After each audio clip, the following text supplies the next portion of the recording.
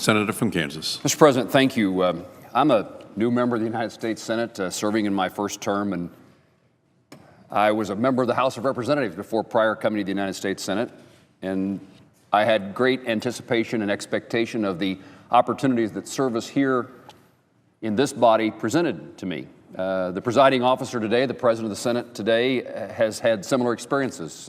We served in the House of Representatives together. And the ability for an individual senator, particularly a new United States senator, and perhaps even more so someone from a smaller rural state, our ability to influence the outcome, to receive attention, to have the administration nominees come pay a call on us to get acquainted, is diminished. And so today is, in my view, the day that reduces the ability for all United States senators to have influence in the outcome of the decisions of this body, and therefore the outcome of the future of our country. And I don't really understand why this happened today. The empirical evidence doesn't suggest that Republicans have been abusive, that the minority party has failed in its obligation to be responsible. We heard the words that the senator from Arizona, Senator McCain, spoke about others, President Obama, the majority leader of the Senate, the former senator from West Virginia, Senator Byrd, about their views on this issue, and yet the outcome today was something different than what they said just a short time ago. It's hard to know why we did what we did today, but I know that our ability as senators of the United States to represent the people that hired us to represent them has been diminished. And I'm reluctant to attribute motives to why this occurred, but in the absence of evidence that would suggest there's a justifiable reason, a justified reason for doing so, I'm fearful that what is reported in the press and elsewhere is the reason that the rules were changed. And which makes today even more sad to me, because the explanation for why the rules were changed was a political effort to change the topic of conversation here in Washington, D.C. and across the country. The story, at least, is that the White House pressured the Senate to change its rules.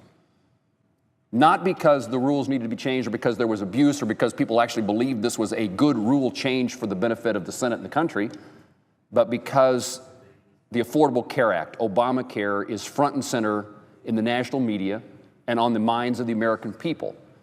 And as Obamacare is being implemented, people are discovering the serious problems that it presents them and their families.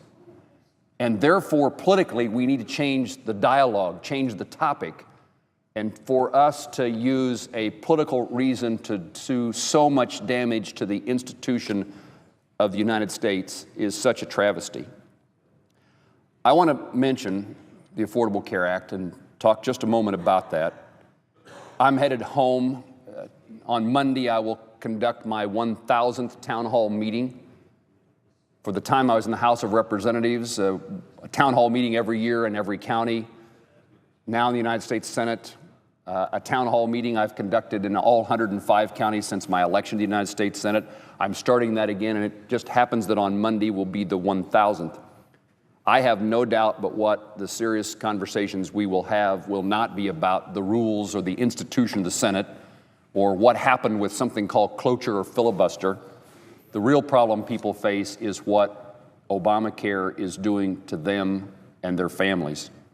And I have this sense that there's this effort, or perhaps belief, but at least an effort to convince people that this is just a problem with a website. And it certainly has received, the website has certainly received a lot of attention over the last few weeks. But perhaps, unfortunately, the website is not the real problem.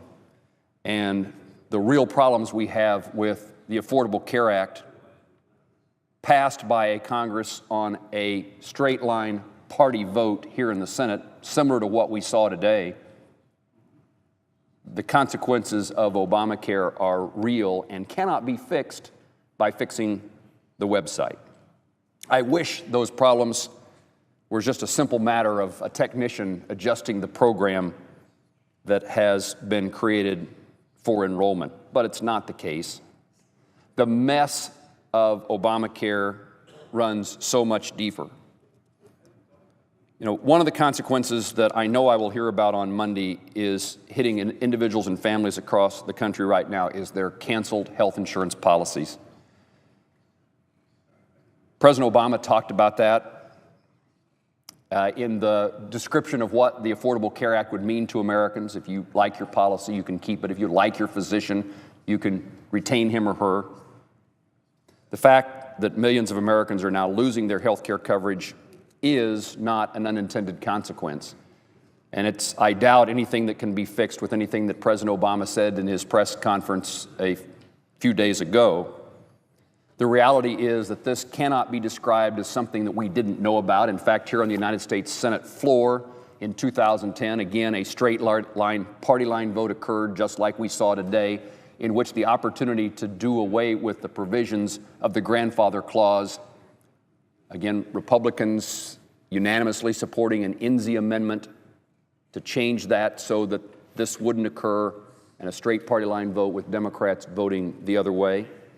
So it wasn't like this is something that wasn't considered or thought about. It wasn't like we just woke up 2 weeks ago and we saw that policies were being canceled and thought, oh my gosh, that's not what the Affordable Care Act is about. The reality is it was expected, it was built in, it is a consequence of the Affordable Care Act.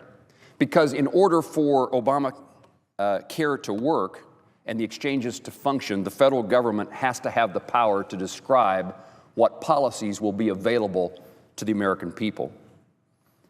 Obamacare takes the freedom to make health care decisions for an individual and their families and rests that authority with the federal government. Despite the headaches and frustrations and anger that Americans and Kansans are experiencing right now, I just don't see that there is a real relief opportunity for us to solve that problem, because undoing what is transpiring with the policies would undermine the foundation of Obamacare.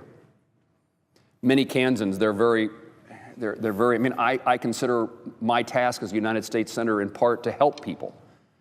And people tell me in person and by email and by phone call about the consequences.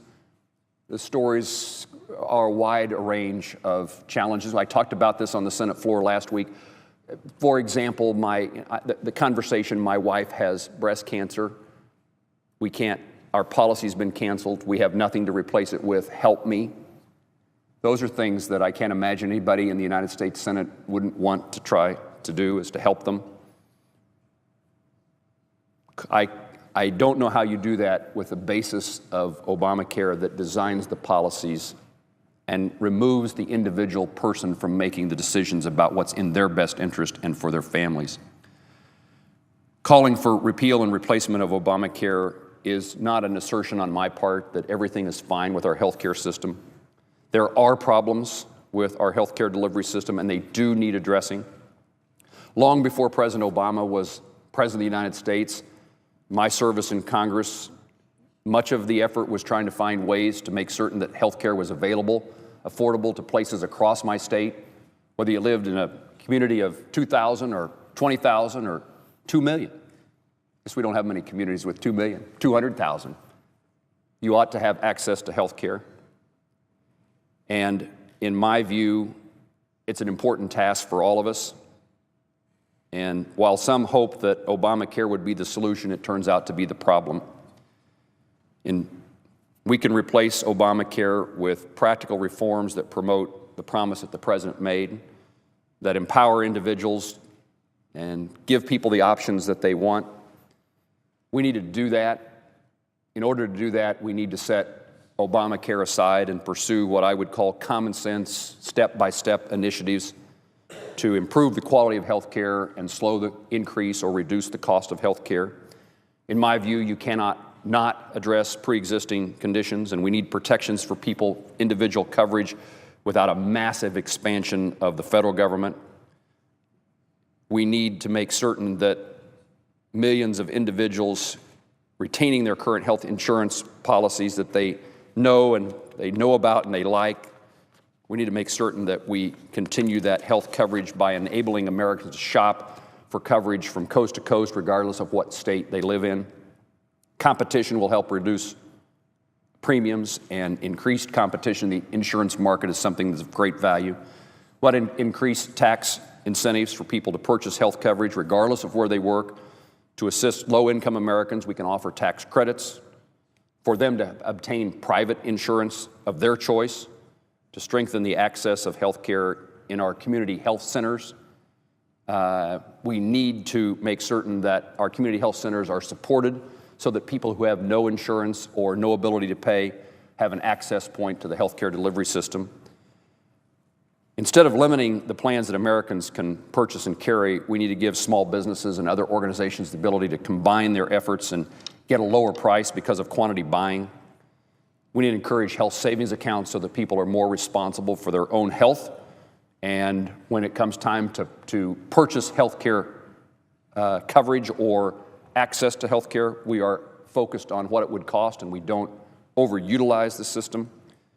People need to be empowered to have ownership of their health care plans and their health.